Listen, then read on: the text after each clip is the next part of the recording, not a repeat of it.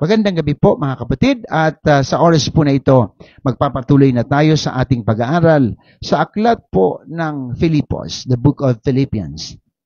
At sa gabing ito, nais ko pong dalhin sa inyo ang topic about knowing the Lord fully. Hallelujah. Ay dapat kasing makilala natin ang ating Panginoon ng lubusan. Ang ating sigurong titingnan dito is not just knowing the Lord, but knowing the Lord fully. It's another thing. Sapagkat may mga tao talaga na hindi gaanong kilala ang Panginoon ng lubusan. Kaya, pag dumarating ang mga problema, madaling nanghihina at nawawalan ng pag-asa. Open your Bible in the book of Philippians chapter 3, verse 10. Everybody, please open your Bible. Paul said, I want to know Christ. Hallelujah. Yes, to know the power of His resurrection and participation in His sufferings, becoming like Him in His death.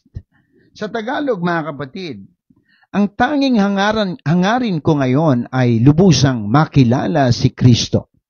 Maranasan ang kapangyarihan ng Kanyang muling pagkabuhay. Makibahagi sa kanyang mga paghihirap at maging katulad niya sa kanyang kamatayan. Pagpalain ng Diyos ang pagkabasa po ng mga salitang ito.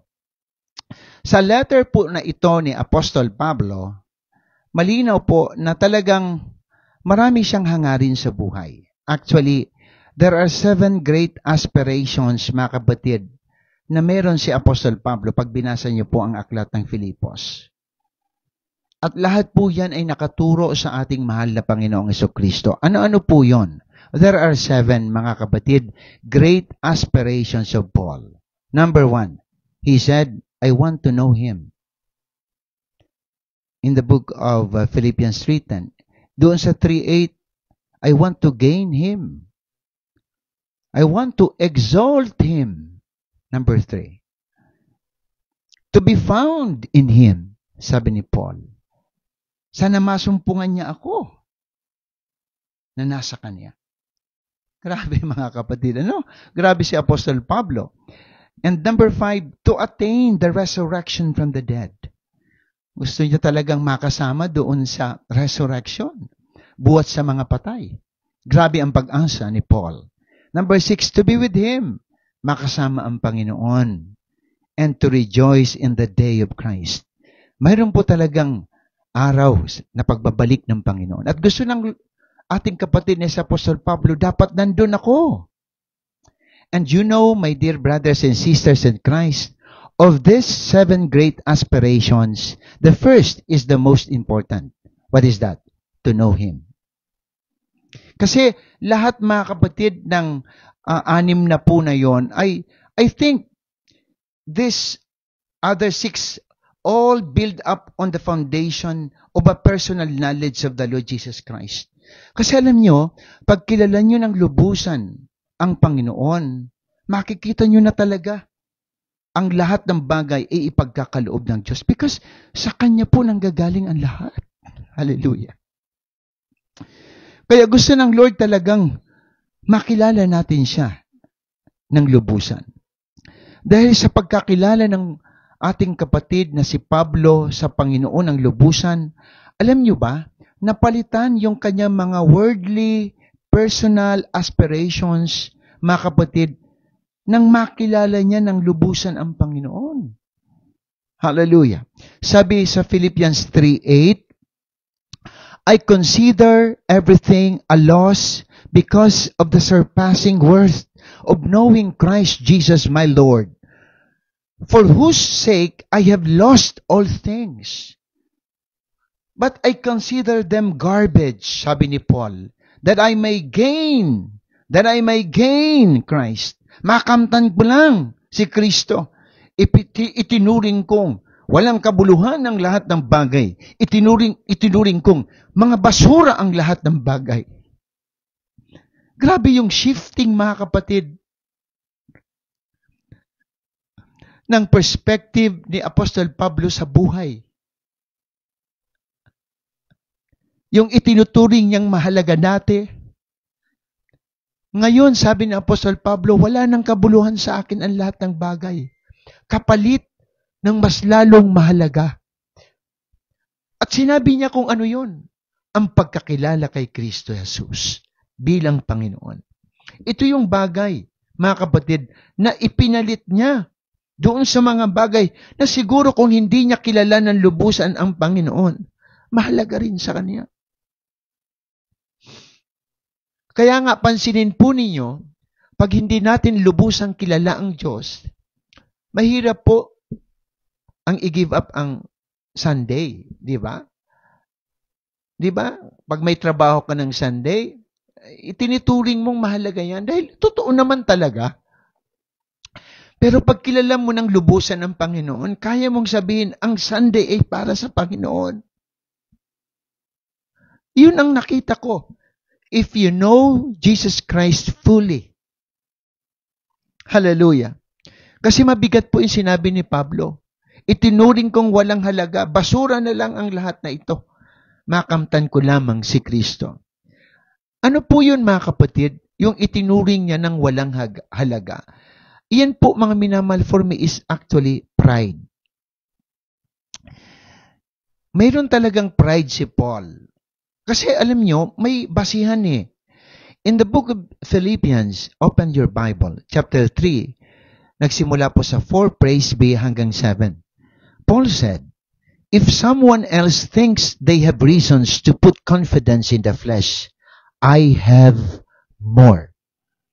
Kumbaga sabihin, kung graduate ka ng college, masteral ako.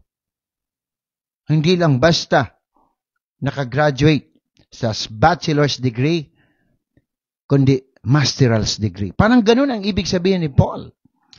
Sabi niya, mga minamahal, hallelujah, ang liwanag.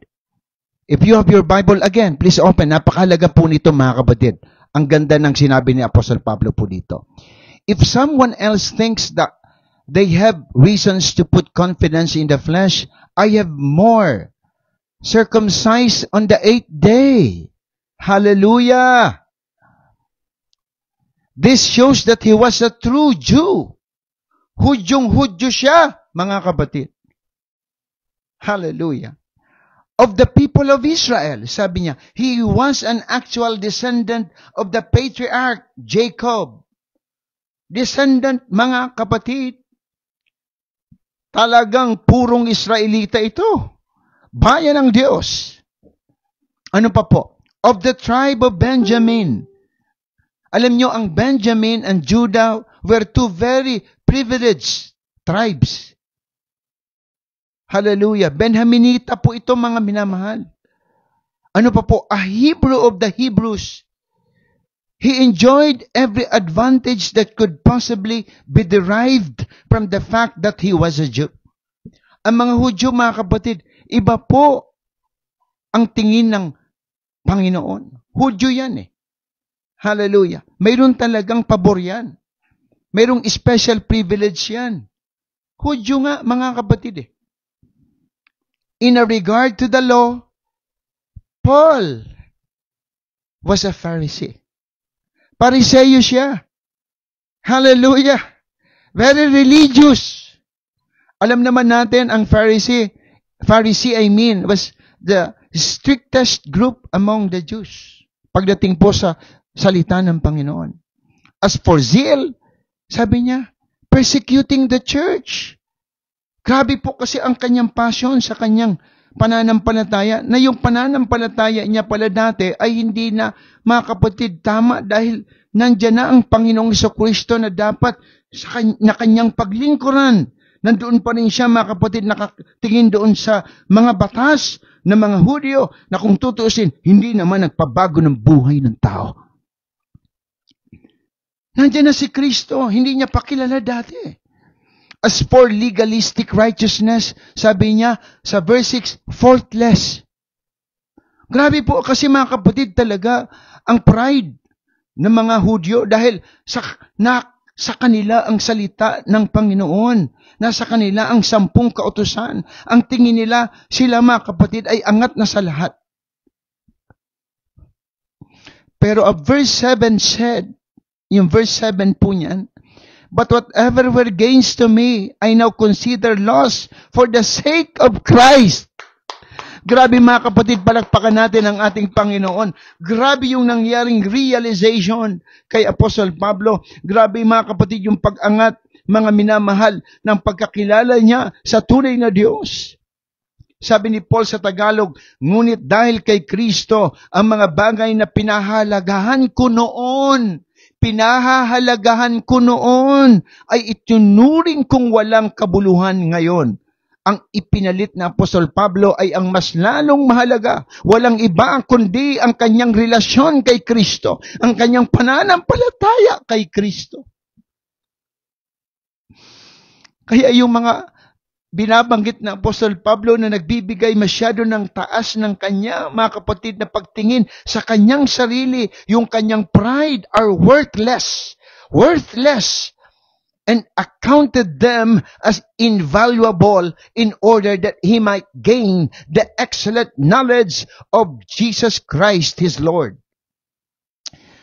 Mga kapatid, nais kong ibigay po sa inyo ngayong gabi the fourfold knowledge na nakalagay doon sa verse 10 na ating pong binasa. The fourfold way to know Jesus Christ fully. Number 1, hallelujah. Sabi po dyan, knowing Him personally. Paul said sa kanyang sulat sa verse 10, chapter 3, I want to know Christ. Ang liwanag mga kapatid, I want to know Christ. Very vital yung salitang yon ni Apostol Pablo, mga kapatid. Dahil sa lahat po ng Kristiyano, makikita po natin, nagsisimula ang lahat nang makilala natin ang ating Panginoon.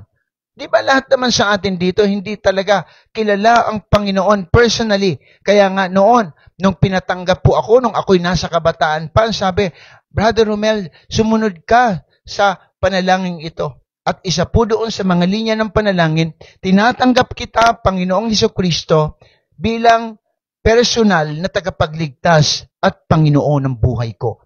Ang galing, mga kapatid. Hallelujah. Naalala ko si Samuel, mga minamahal.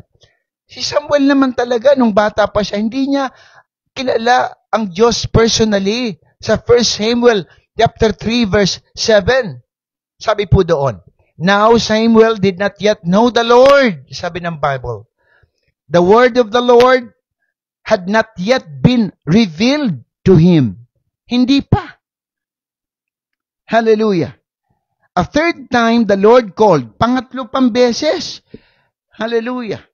Tinawag ng Panginoon ang pangalan ni Samuel. Samuel. And Samuel got up and went to Eli and said, here I am, you called me, Lord? Then Eli realized that the Lord was calling the boy. So Eli told Samuel, go and lie down, and if he calls you, say, speak, Lord, for your servant is listening. So Samuel went and lay down in his place. Verse 10 ng chapter 3 ng unang Samuel, the Lord came and stood there, calling us at the other times, Samuel, Samuel. Then Samuel said, speak, Lord, your servant is listening. Hallelujah. The more po palang nakikinig talaga tayo sa tinig ng Panginoon, the more na nakikilala natin ang lubusan ng Diyos. Alala ko yung sinabi ni Apostol Pablo kay Timoteo, I know the one in whom I trust. Kasi talaga si Apostol Pablo sagana sa pangungusap buhat sa salita ng Panginoon. Sa simula pa lamang mga kapatid sa Book of Acts chapter 9 when Jesus Christ called him, boses na ng Panginoon ang nagpakilala sa kanya. Saulo, Saulo, bakit mo ako inuusi? Hallelujah. Kaya napakalaga na makilala natin ang Panginoong Hesukristo fully. And knowing Christ is actually progressive. Talagang mayroon po yung degrees, level talaga. Sapagkat sa pagbabasa ko po ng Biblia, naalala ko si Felipe After 2 years po na pagiging disipulo ng Panginoon. After 2 years, ito yung account, mga minamahal. In the book of John 14 verse 9, si Felipe po ito.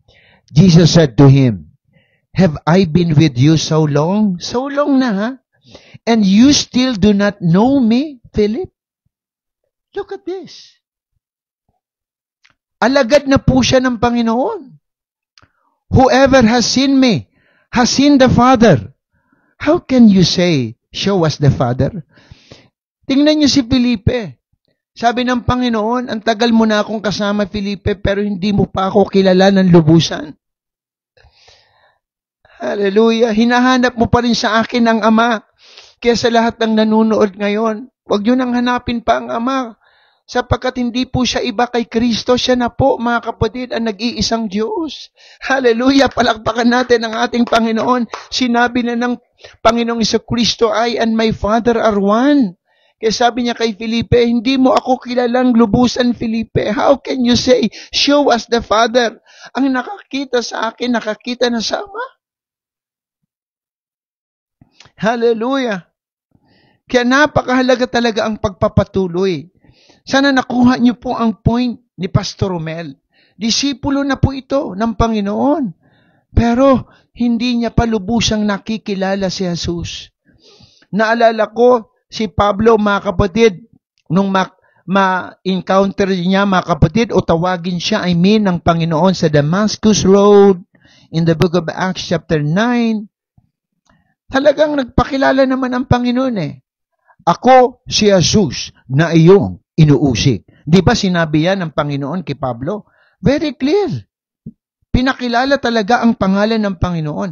Pero 30 years later, in the book of Philippians chapter 3 verse 10, nang makulong po siya, nang sumulat siya sa mga taga-Filipos, sinabi niya pa rin, 3:10 ng Filipos, "I want to know Christ." Hallelujah.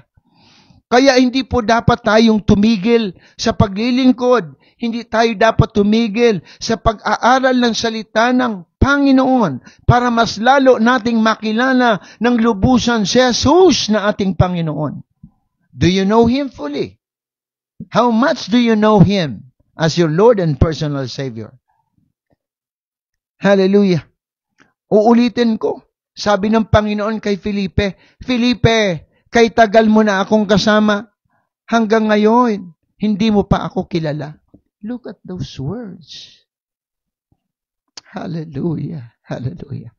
Kaya kung tatamad-tamad po tayo sa gawain ng Panginoon, talagang maiiwan po tayo. Hallelujah. Hindi natin talaga mai-enjoy ang blessing bilang isang mananampalataya na nakakakilala ng lubusan sa ating mahal na Panginoon. Glory to the living God. Kaya nga sabi ni Pedro sa 2 Peter 3:18, "But grow in the grace and knowledge of our Lord and Savior Jesus Christ." Grow! Grow in the grace and knowledge of our Lord Jesus Christ. Grow! It means knowing the Lord Jesus Christ fully. Glory to the living God. Number 2, knowing His power. Hallelujah. To know Him fully is to know His power. Glory to God. Paul said, "I want to know the power of His resurrection." Anong ibig sabihin nito, Pastor? Ang ibig sabihin nito ay yung makilala mo na si Jesus was crucified. Yes, He actually died. But after His death, His body was placed actually in Joseph's tomb. Pero hindi lang nanatili doon. What happened, mga kapatid? Ano po ang nangyari? Ano po ang nangyari?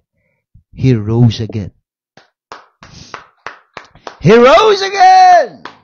And that power, mga kapatid, is available for me, for you, sa lahat ng nanunood ngayon, ma-experience po natin ang kapangyarihang ito ng Panginoon kung ating tatanggapin si Kristo bilang Panginoon at sariling tagapagligtas. Yung pagkabuhay na maguli ng Panginoon, ang ibig sabihin, kayang baguhin ng Diyos ang ating mga buhay. Hallelujah! Anumang kasalanan meron tayo, patay na tayo sa kasalanan kung tutuusin mga kapatid, pero kayang buhayin ng Panginoon ang ating pong mga buhay para tayo po'y makapaglingkod sa ating mahal na Panginoong Kristo spiritually, mga kapatid.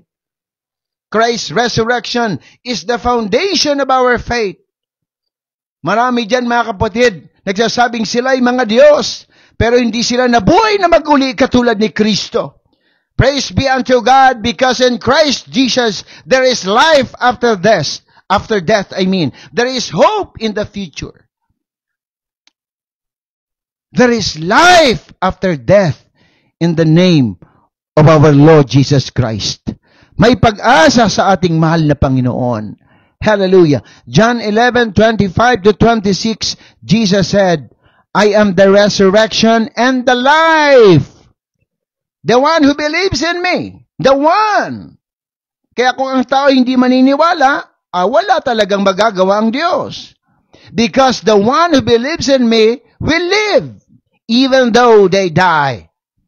And whoever lives by believing in me will never die. That is the power of resurrection. Mamatay man tayo physically, pero bubuhayin tayo ng Panginoon sa kanyang pagbabalik. There is life in Christ Jesus. There is everlasting life in Christ Jesus. Yan po yung power of resurrection. Everybody say amen. Hallelujah. Kaya may pag-asa talaga. Kaya kinakailangang makilala natin ang Panginoon ng lubusan. Number 3, mga kapatid, to know Christ fully is to know His passion. Passion means desire. Kaya pansinin nyo ang mga taong malalim, lubusang kilala ang Panginoon, kaya magsakripisyo. Kahit may problema na sa church, kahit walang-wala, kaya pa rin magbigay. Hallelujah. Kahit maulan, kahit alam niyang baha, sisikaping makarating sa church to worship God, to praise our Lord Jesus Christ. Ito yung nawawala sa mga mananampalataya, yung passion to serve God. Sa ibang bagay, okay. Pwede. Pero tinitingnan nila, mga kapatid, na parang maliit na lang na bagay ang sa spiritual. Sabi ko nga nung anniversary sa Quezon City, we settle for less. Mas pinipili natin ang hindi gaanong mahalaga. Mas pinipili natin ang mundo kaysa doon sa mas lalong mahalaga. Ang presensya, ang pananampalataya natin sa ating Panginoon. Diba? Nakakalungkot, mga kapatid. Hallelujah. Sabi ni Pablo again in verse 10, I want to know the fellowship of sharing in His sufferings. The fellowship. This means to share, mga kapatid, doon sa kahirapan na naranasan ni Kristo, Yung accusation, yung humiliation, yung disrespect. In short, yung sufferings ng Panginoon, nung lalo tigit nung nasa krus na po ang Panginoon, hallelujah, Christ Jesus endured on our behalf. Grabe, mga kapatid. And He was crucified. Pero dahil po yun sa pagmamahal. All because of love. This is the greatest love of all.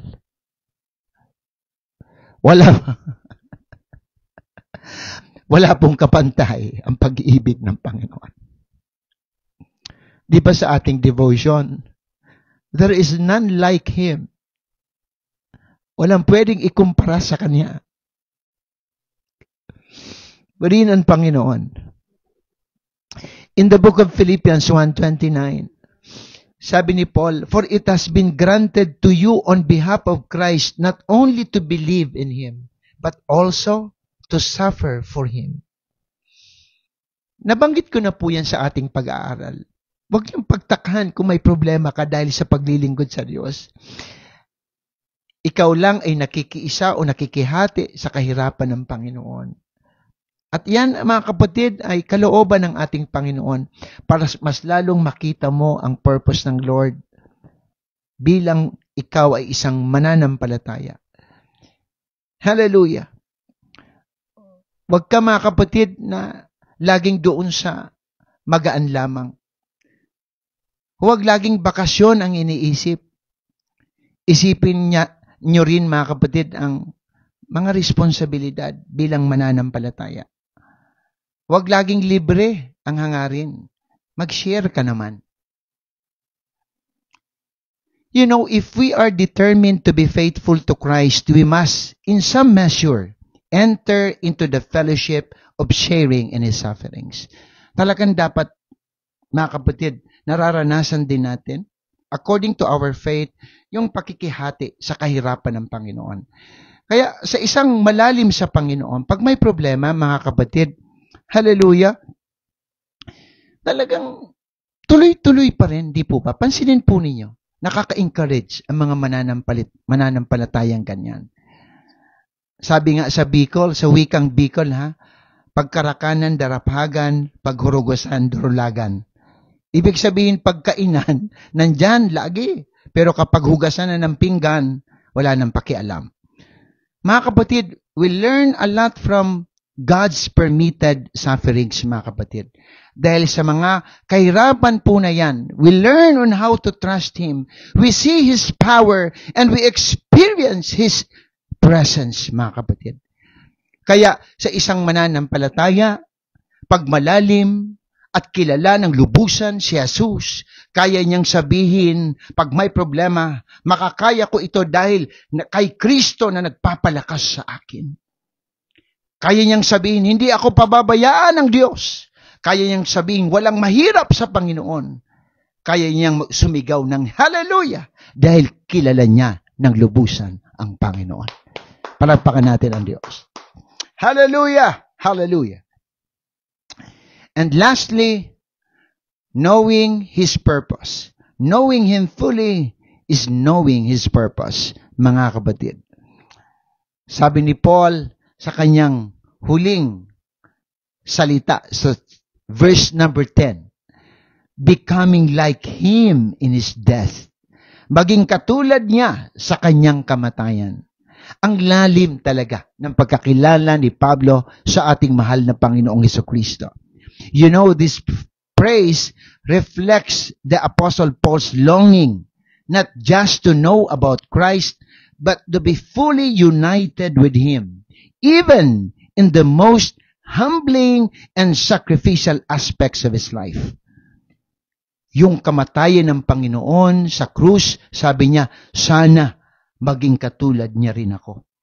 Kaya tingnan nyo naman, kahit sa kamatayan, hindi gumive up si Apostle Pablo. Inalay niya rin ang kanyang sarili sa ngalan ng paglilingkod kay Kristo. Woo! Hallelujah! Purihin po ang ating mahal na Panginoon. Kaya mga kapatid, patuloy po tayong maglingkod sa Diyos. Maglingkod sa Diyos kahit may sakripisyo. In the book of Romans 6:5-7, for if we have been united together in the likeness of His death, certainly we also shall be in the likeness of His resurrection. Ang gusto lang natin, resurrection. Pero yung kanyang kamatayan, ayaw naman lang natin maranasan sa ating mga buhay. Mga kapatid, hindi pala dapat ganon. Ang sabi ni Apostol Pablo, kaisa rin siya sa kamatayan ng Panginoon. Nang sa ganon, kahit sa pagkabuhay na maguli, makasama rin ako ni Kristo. And knowing this, that our old man was crucified with Him, that the body of sin might be done away with, that we should no longer be slaves of sin. For He who has died has been freed from sin. Maliwanag mga kapatid, yung pala tayo mga minamal ay nakikiisa sa kamatayan ng Panginoon, iyan po pala mga kapatid, ay ang pagkabuhay na muli ng isang patay na sa spiritually sa harapan ng Panginoon. Yung tayo po ay sa muli mabuhay para maglingkod sa ating Diyos na buhay. Hallelujah! Yung ating mga kasalanan, mga kapatid, ay napatawad na. At ito, bago na tayo na naglilingkod sa ating mahal na Panginoong Jesucristo.